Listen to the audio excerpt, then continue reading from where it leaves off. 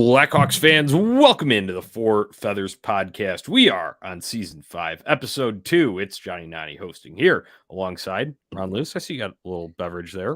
Yeah, I think I want to do. Oh, little crack 'em, Johnny. It's a Hawks happy hour. These are hashtag back.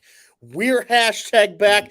My koozie is actually still in my golf bag. That's when you know I'm transitioning to fall still, Johnny. Right, yeah. But I'm right there with you, man. Hashtag crack 'em, and it's good to be on the microphone with you talking Blackhawks hockey. Yeah, Hawks happy hour. It's good. I like this kind of time of night. Like you tweeted out earlier, Monday Night Football coming up. But hey, before that, get your Blackhawks fix in here with us at the Four Feathers podcast. A lot going on in the world of the Blackhawks. Training camp is underway. We've got some practices under our belt, even a scrimmage. Some exciting stuff coming out from that. We'll discuss a bunch of storylines such as lineup, leadership, the scrimmage, like I mentioned, culture, and the captain situation and more. So tune in here, Four Feathers Podcast. You can give us a follow on the socials at Four Feathers Pod and at OnTap Sportsnet. And if you're watching the show, go jump over to the YouTube page at OnTap Sportsnet there and subscribe there. Get the alerts on as well, so you know when we go live. We love you, Twitter people, but unfortunately, we cannot see your comments. Our streaming service here just doesn't let us do it. So jump over to YouTube or Facebook, and then we can get your comments, and they'll be inserted right here below my name. So that does it for housekeeping. Ron, let's dive in. The training camp underway, like I mentioned. We're 3 practices and a scrimmage into the books here. So initial first impressions here. I'll just let you take the ball and run with it.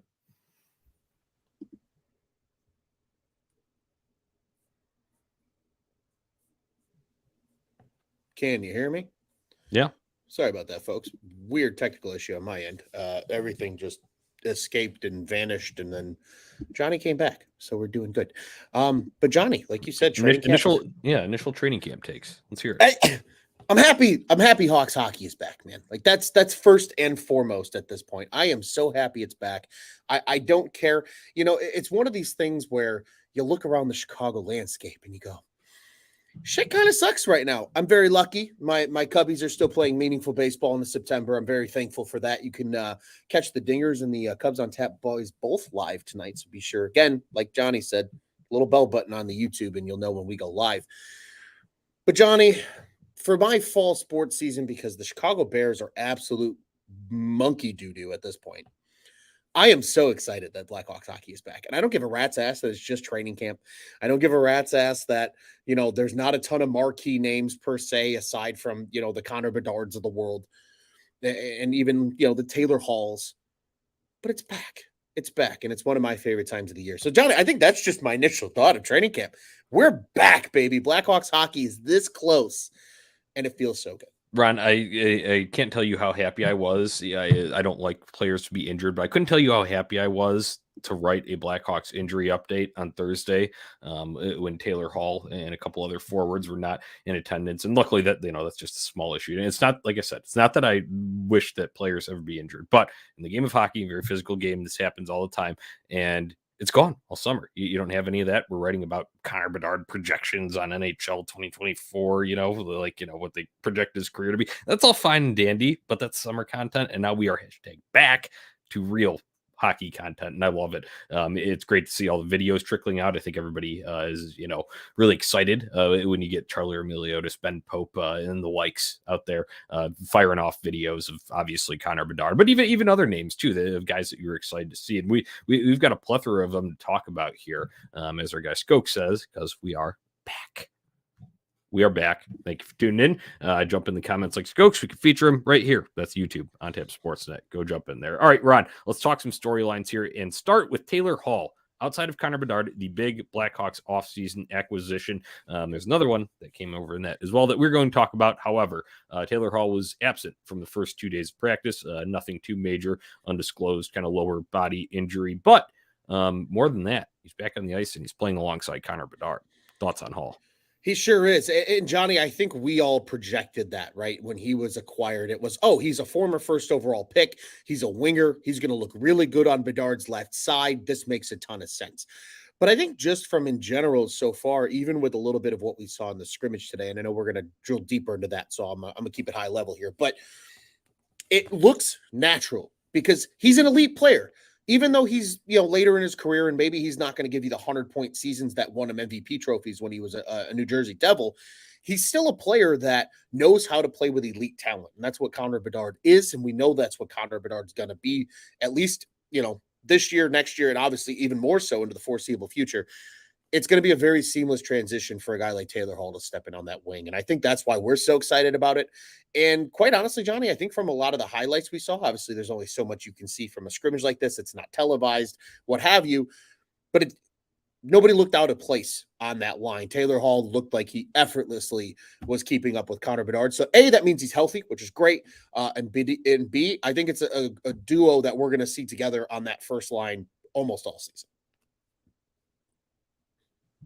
Unmute there a little bit. Yeah, we're right. Good analysis there, Ron. Taylor Hall, I'm not too concerned about it. It's something they say you didn't want to talking about lower leg injury and stuff, but I think you give the breakdown there of how he fits into this team, where we kind of projected him. So good to see him actually just out there, though, in driving play. And we'll get to the scrimmage in detail a little bit more later. That'll be our next kind of segment here on the show. But elsewhere, we've kind of got lines formulating here, Ron. And I think you had a guy that you wanted to spotlight in this, because I think you had said, okay, everyone expected Hall up there on the top. There's another guy, part of that unit. You got thoughts. Let's hear them. I do have thoughts. It's a guy that, Johnny, admittedly, when we did the Four Feathers episode at this time of the year, it was right when all these names had been acquired. The Hall and the other guy we're going to talk about that came over from Boston, right? They were already here, but there was a few other moves made after the draft as of July 1st and so on. He was really the only major addition the Hawks made in free agency. And it was a 2-year deal, which was right in the wheelhouse of what Kyle Davidson was kind of looking for. But I think Ryan Donato is going to be a much more important player to this team than people give him credit for coming in. Because I listened back to that episode today and remember asking Tony, hey, what are your thoughts on a guy like Donato? What are your thoughts, Tony? Like I asked him flat out, and he went, well, I see Max Domi out there, and this doesn't make me feel anything. Well, if the Hawks wanted Max Domi back at that number for 1 year, they would have done it. I think they like what Ryan Donato brings. Donato has played up and down the lineup throughout his career at the NHL level, and he has shown he plays well with talented players while also being able to support himself in a depth position. For example, the last 2 years in Seattle, 14 and 16 goals in those 2 seasons. He's a guy that can score from depth. And quite honestly, Johnny, he's young enough where I think he's a guy we're going to see this season. They're already giving him the first look on that right wing with Bedard and with Hall. That's critically important. What's also critically important, he can play all 3 forward spots as well. He can play center. There was a lot of rumbling that when he was acquired, he was going to be the second line center, which we've obviously learned. There's another name that we're going to be talking about on that second unit at the center position. But I just, to me, folks, at this point in time, it's not even necessarily the hype train of what he's doing in camp. It's just keep your eyes on Ryan Donato, because I really do think the fact he was the only major true free agent acquisition, and people are going to sit here, well, they got Hall and they got Foligno and they got Perry. Those were all via trade, and then they signed them. If in the case of, the 2 older guys that they acquired the rights for, this is the only guy they really went out and actually spent money on day 1 of free agency. They clearly like his game.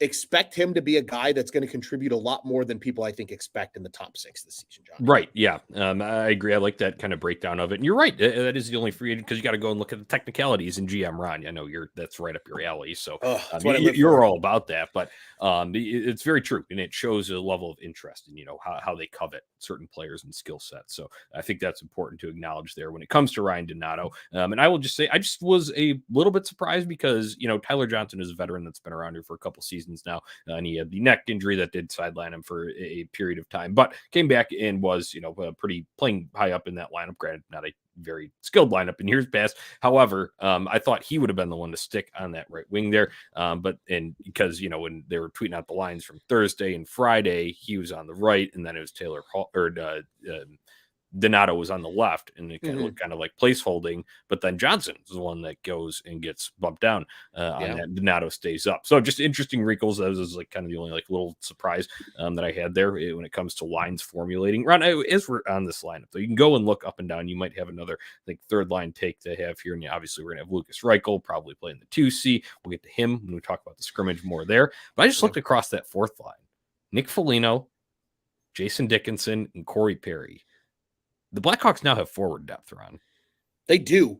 And it feels weird to say that, right, Johnny? Because I think people look at this team coming into the year and they say, well, this team's still going to suck. And I think we all agree. This team still has growing to do, especially with a lot of these names that are in this forward group. It's a very young forward group outside of the aforementioned Foligno, Perry, and Taylor Hall.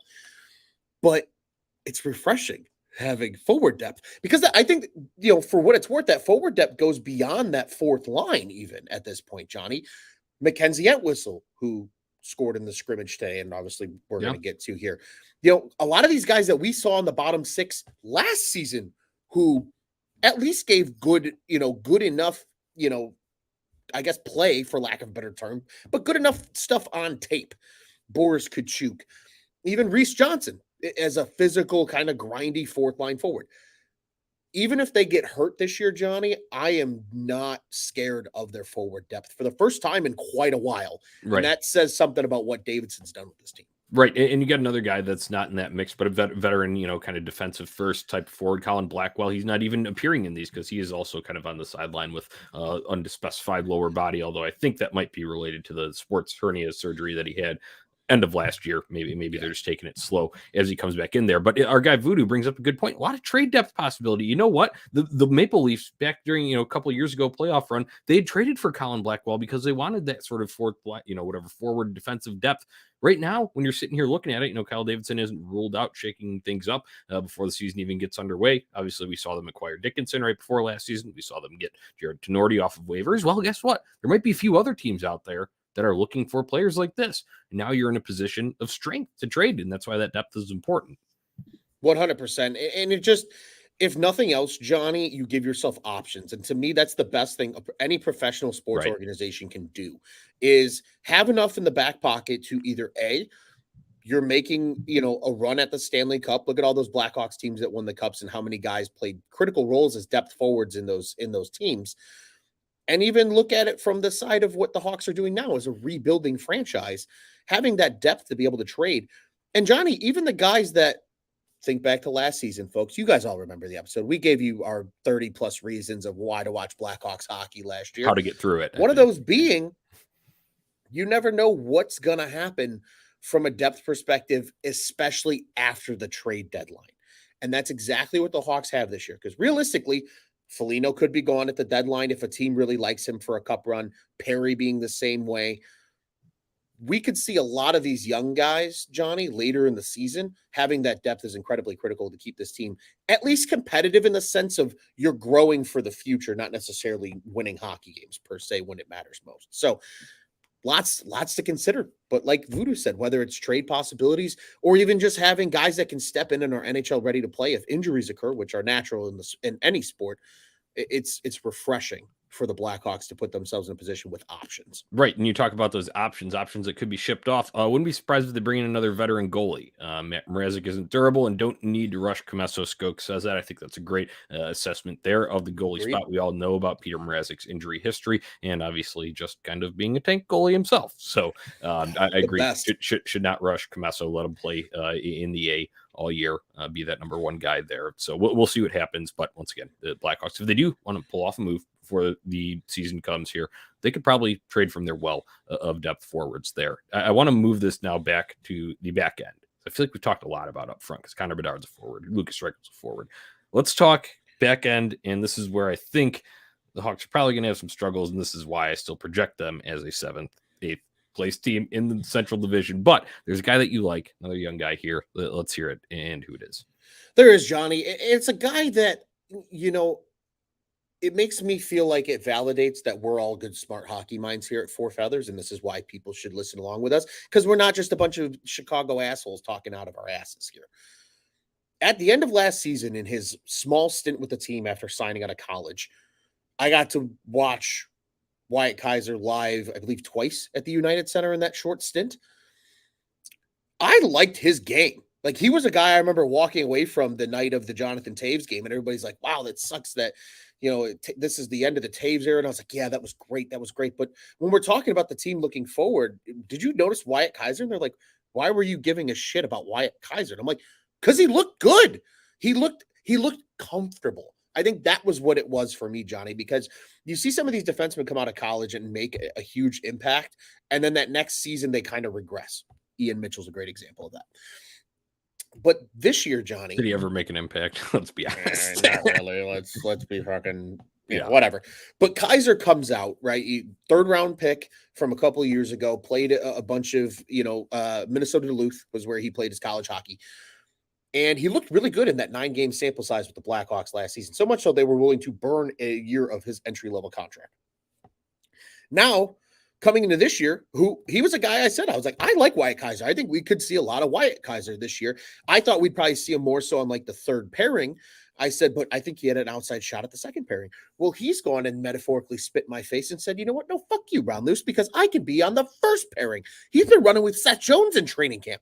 That's a huge spot to play in this lineup that we admittedly thought it was going to be Alex Vlasic all year, who's now in that third pairing spot right now, adjacent of Nikita Zaitsev. So, Kaiser to me is such a guy that, especially for this season, Johnny, it could really cement himself as one of these guys, right? Like they could legitimately have a top 4 of homegrown talent in like 2 years.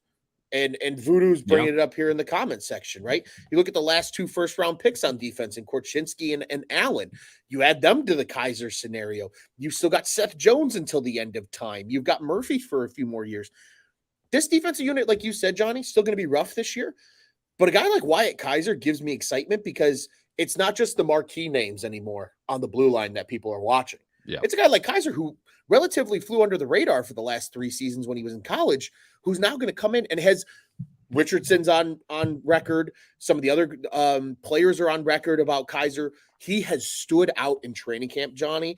Do not be surprised if he makes the team right out the gate. And on top of that, stays on that top pairing with Seth Jones for maybe a 20 to 25 game sample size. Right. Yeah, that would be exciting. And, Ron, I do think it's important that he does kind of cement himself. I'm not saying he has to take over and say that he's a top 2 defenseman right now, but I do think it's really important for him to establish that he is here to stick and stay at the NHL level and be effective in that and not be getting burned all the time. Because guess what? While I agree with this take right here, that Korchinski, Kaiser, Allen give me hope. That's our guy Voodoo chiming in on the Blackhawks pipeline of defensemen. Just keep in mind that defensemen take a while to develop. They really do. It's hard to transition from juniors or the A to the NHL level. It's just a whole different beast down there. You're defending the best scorers in the world, right? That's why they play in the NHL. We have seen time and time and time again where we have these prospects. Ooh, remember we had Barstool Chief on this fucking show, the second ever episode, and he was all about Ian Mitchell, future captain. You see how that kind of shit pans out. And these guys are in a different tier because when you get drafted higher, obviously a bigger, kind of like, what Ian Mitchell is a second round guy. So you're talking about a little bit up in tier of talent there.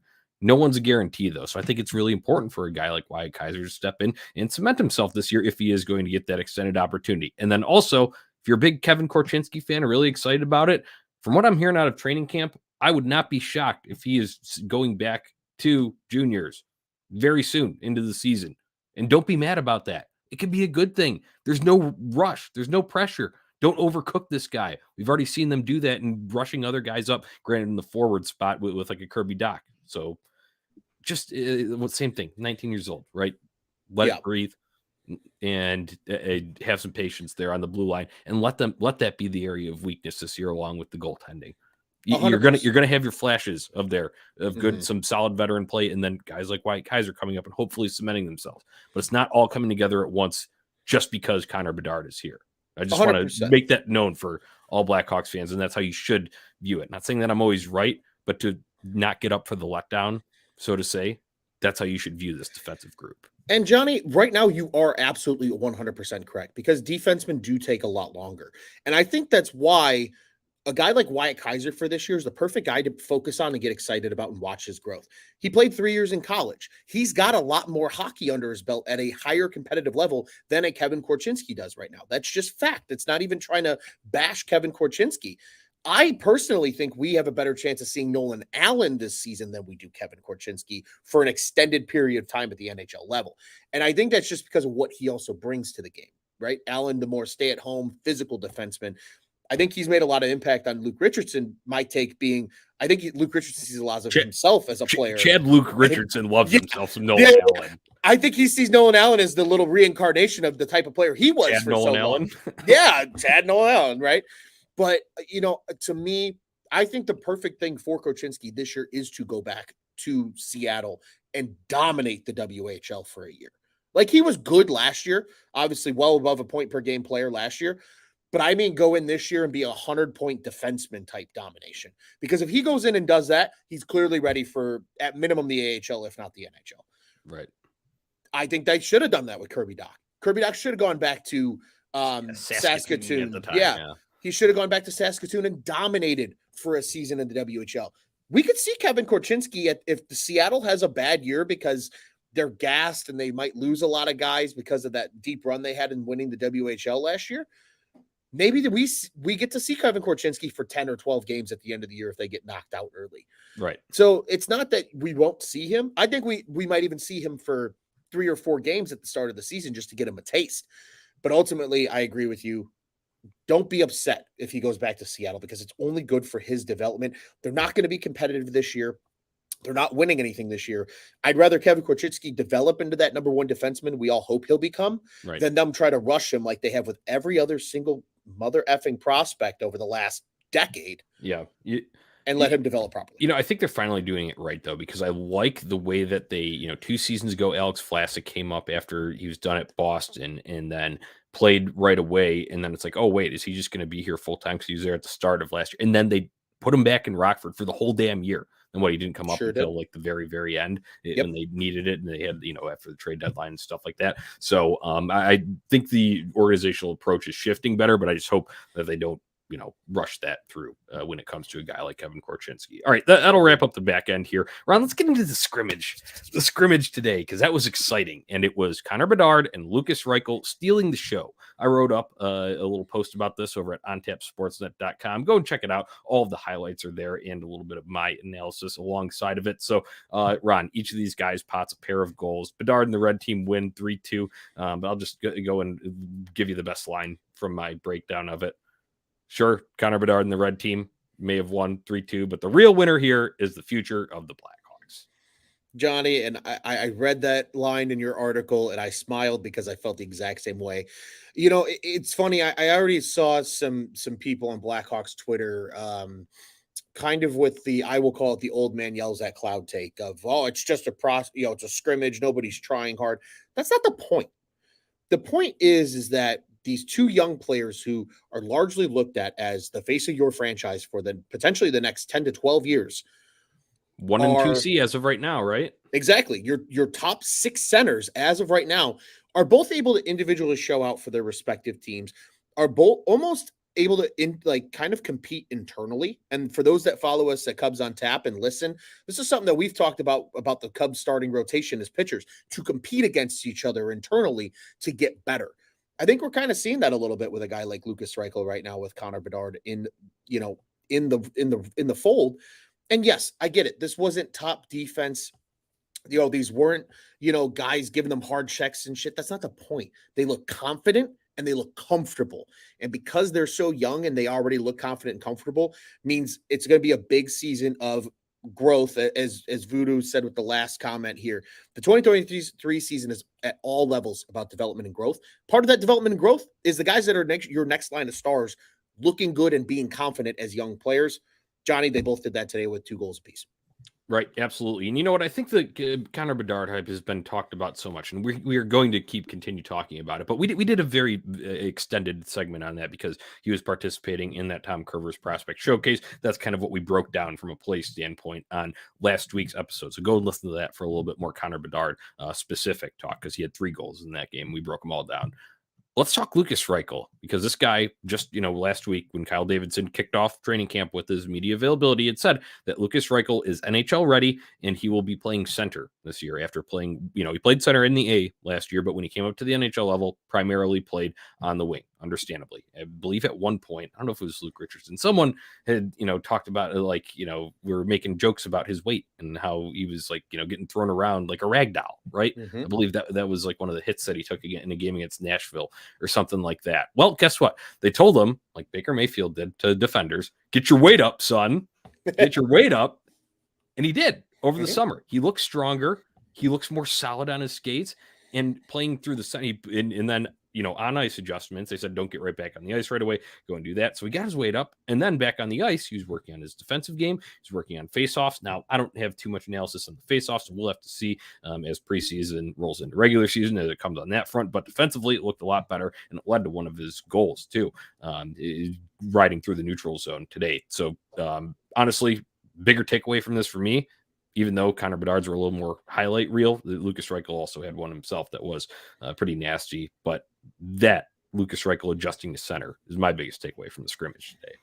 100%. Again, Johnny, I think it just goes back to the point that I made. He looked comfortable, right? Center's a hard position, by far the hardest forward position in the NHL. That's why they always say, hey, if you're going to draft forwards, draft centers, because the worst case scenario, they don't work at center, you bump them to the wing. It's not the other way around very often where a natural winger comes back to play center per se. Obviously, Brandon Saad and Patrick Kane did it in those exploratory years for the Blackhawks because they needed a second line center, but that's neither here nor there. To see him, like you said, Johnny, right, take the coaching that the front office, that the coaching staff, that everybody gave him and said, go get bigger, go get stronger, work on your defensive game. He looked NHL ready at the end of last season. I mean, we saw it. Out of his, 18 points or 16 points that he had at the NHL level, all but 3 of them came in that last call-up stretch down at the end of the year. They're playing with Athanasiou and Philip Kurashev. But they let him play the wing because that was the easier transition into the NHL at the time. I agree with you wholeheartedly, Johnny. To see him adjust, play a quality center, look comfortable playing in the middle of the ice today as that center on that top line for Team White, it to me is by far the biggest takeaway, and something that, especially here in preseason, it's going to be all eyes on Lukas Reichel and how he adjusts to playing that center spot. Right. Okay. And we've covered Lukas Reichel. I like that. I think that's a good breakdown of it here. Last bit on that. Our guy Voodoo says, we know Bedard will be the centerpiece, but guys like Reichel, Kaiser, Allen, Moore, etc. will be the important part of contention. One man can't win a cup. I think you saw that. Go and trace back to the 2010 team. Just go and look at that and look at all the depth. And guys and trace right now to the Edmonton Oilers and what they're going through with Connor McDavid. Right. Perfect. Exactly. For the opposite example of that. Okay. Let's talk now flanking Bedard, because we can go in depth here now with Taylor Hall and Ryan Donato and what they did alongside Connor Bedard, because each played a factor in his goals today during the scrimmage. Ron, break it down.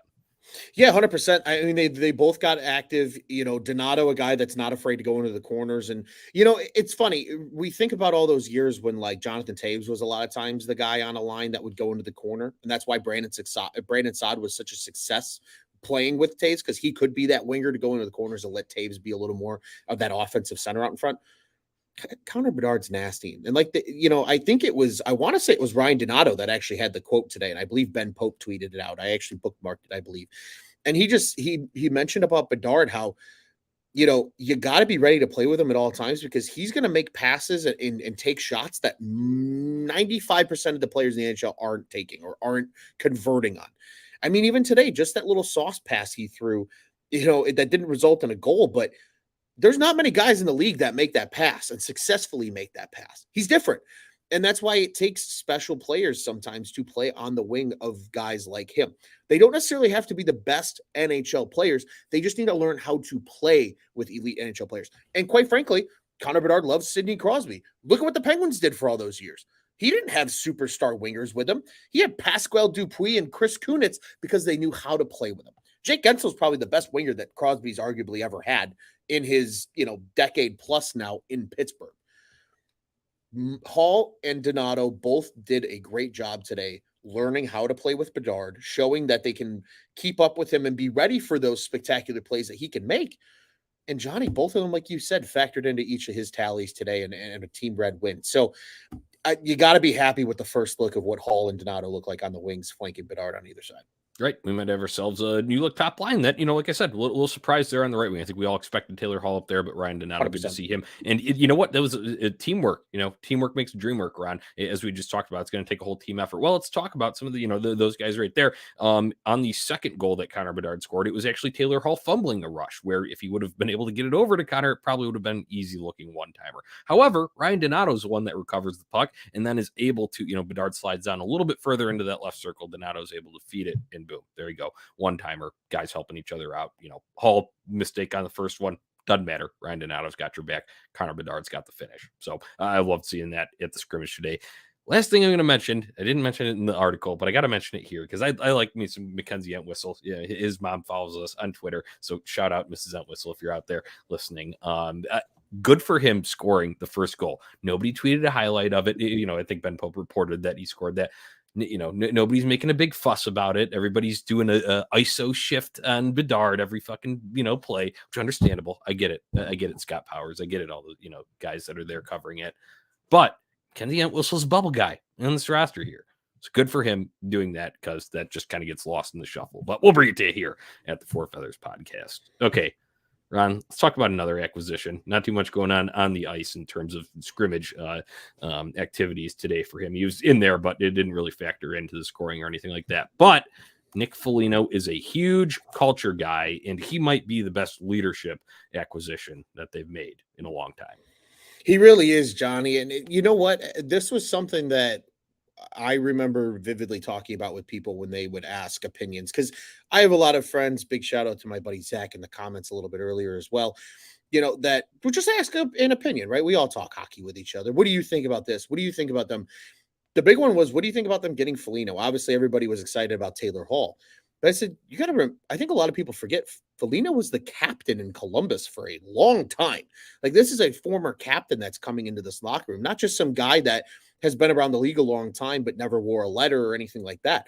He is highly regarded around the league for what he brings to a culture locker room in anywhere, really. It doesn't even matter where he's played. He's been that kind of culture guy in the locker room. I just, Johnny, it's such a, I know Davidson didn't make a lot of moves this year, but the moves he made were all incredibly strategic. Incredibly strategic. I think they're all going to pay dividends in their own special way. 100%, right? Ryan Donato is the kind of guy that he's scrappy. He can play up and down the lineup. For a team like this, that's going to help them immensely, especially if injuries pile up. For, Taylor Hall, he's a number 1 overall pick. He's a skilled player. That's going to be a great thing for Connor Bedard to learn from that aspect of handling the pressure of being a top pick in a big hockey market. I know Edmonton's a small city, but that hockey market is a bananas hockey market for the Oilers, right? So understanding and managing expectations. Corey Perry, brought in to be a guy that's got a lot of experience, but also a guy that's going to bash your face in if you do anything stupid to number 98. Let's be honest. Hashtag crack him. We'll crack your face like that. Facts. And on top of that, then, Johnny, you bring in a guy who is going to replace a lot of lost leadership from a year ago. And a guy like Foligno.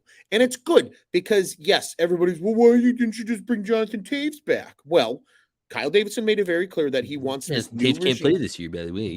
Yeah, he's not even playing this year. So, but it goes back to what Davidson said. He wants this new regime of players to create the leadership hierarchy, right? To take it, kind of take possession of that locker room. Well, who better to learn from than a guy like Nick Foligno, who's a former captain, and Boston had no chance of re-signing. All you do is acquire his rights and you overpay him for one season when you got the ability.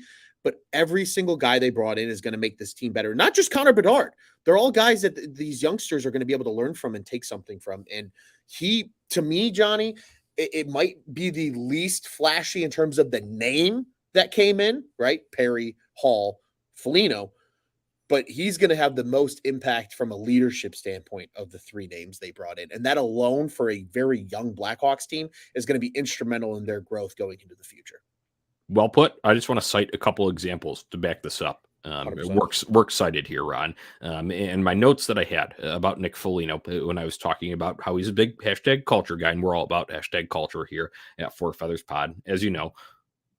He is okay. First one is practice Thursday when they're getting going. First one, they're doing the stretch circle around the center ice logo, and he is going tapping every single guy, checking in on him there. That's one very small gesture, but it goes a long way. Enough for reporters to notice it, talk about it, ask him about it after, things like that. Then on the ice during drills, I believe it's Friday, I think. Friday's practice, they're doing more D-zone work, right?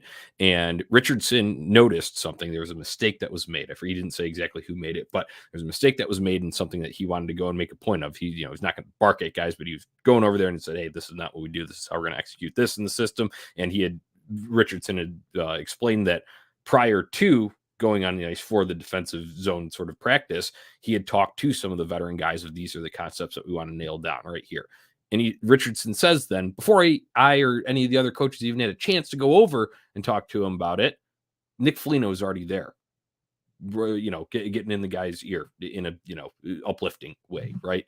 That's culture. That's exactly what we're talking about here. And I love Richardson's comment, by the way, after he goes, I asked then, Nick, is that what you were talking about? And he said, yeah. And he's like, hell if I know. They could have been talking about where they're going for lunch. But, thought that was funny there. And, both those guys, Luke Richardson, Nick Foligno, all about the culture there. And then there was the checking in on Connor Bedard. That was kind of made a big storyline because it included Connor Bedard, of course, over the offseason. But veteran guys taking, 18-year-old coming into the league under their wing, invited him over for dinner. All the kids, Nick Foligno's kids, are really excited to see him because obviously they've heard all about the Connor Bedard hype. They want to play mini sticks with them. Well, Connor Bedard says that he went undefeated versus Nick Foligno's kids in mini sticks. So if you go and check it out over at Four Feathers Pod on Twitter, this is why you should follow us on the socials. Just tooting our own horn right here blatantly. You know the fuck them kids Jordan meme. Well, yes. I had to put that over the Connor Bedard tongue out meme. So that's over there on Four Feathers Pod Twitter. Nick Foligno bringing about culture and great moments here, Ron. Always. You love to see it. Again, I think he's going to be a guy that we fall in love with as a fan base, Johnny, this season. And it's going to be one of those guys that when you look back in a few years and a guy like Connor Bedard is really successful and this team's hopefully winning games and they're playing meaningful hockey deep into the season, you're going to kind of look back and be like, man, remember Nick Foligno, like that year with the Hawks? Like that was fun. Like I still think about some of that weird shit with some of the guys that these teams brought in over the years, right? Like, Remember when Andrew Brunette was a Chicago Blackhawk for a year? Like it's those kind of guys that, are part of the fun of being a fan that you fall in love with as a player, and no matter where they go afterwards, you still kind of have that fandom toward them. To me, Nick Foligno is probably going to become a guy like that for a lot of Hawks fans this year. Right. I think that's a great way to put it. And obviously, like I said, big addition to the Blackhawks hashtag culture here. Him and Chad Luke Richardson are leading that up. Team's going to be in a good place morale wise. I suspect. All right. We'll go real quick through this next one. No captain for the Blackhawks this year. We discussed kind of our reasoning behind that, why we felt that was the right decision here. But Ron, I want to talk about the confirmation by Kyle Davidson, and then the reaction about two guys that may have been in this spot, and that being Seth Jones and Connor Murphy, both guys that I think were tossed around in discussions as fans like us, the writers, kind of debating and shit. Seth Jones even in an interview with NHL.com where he said he would like to take the captaincy before the decision was announced by Kyle Davidson last Tuesday. So, Ron, in Seth Jones' response, it seems just a little bit miffed. I'm not going to go out and say that he was, disapproving of the decision, but he said, it's an honor to wear one for an original six team. And then he goes, but at the end of the day, it's just a letter on the jersey. Okay, I get the sentiment behind that, but it just came off a little bit different. Whereas Connor Murphy says, hey, we have to lead as a group. Other guys have to step up. And we had a little taste of that last year when Jonathan Toews had his absences and could not suit up for various, stretches of time due to his long COVID and immune response syndrome there. So I like the way Murphy responded to it a lot better. And I think this highlights why I think I would have gone with him instead of Jones. But I just wanted to talk about that because that became official. And then obviously these guys got asked about it at the start of training camp. Yeah, I think too with Murphy, like even just Hawk fans in general, I think we forget how long Connor Murphy's been a Blackhawk now. Like, at the time he was the new guy on the block, and he was still this up and coming younger defenseman. And now he's a seasoned vet. This dude's been around for, what is this going to be, his sixth season now, I think, with the Chicago Blackhawks. He's played in Chicago longer than any other place in his career now at this point, because of and he spent a while with the Coyotes too. And he was up and he came up at a very young age with their then Phoenix, now Arizona. So I think they both had the right sentiment in mind with their responses, Johnny. I do agree, though. I think there's a sense of disappointment that Seth Jones has, that maybe he really does want to see. But I think at the end of the day, what the Blackhawks are allowing by saying we are not going to have a captain this season, there is nobody who is.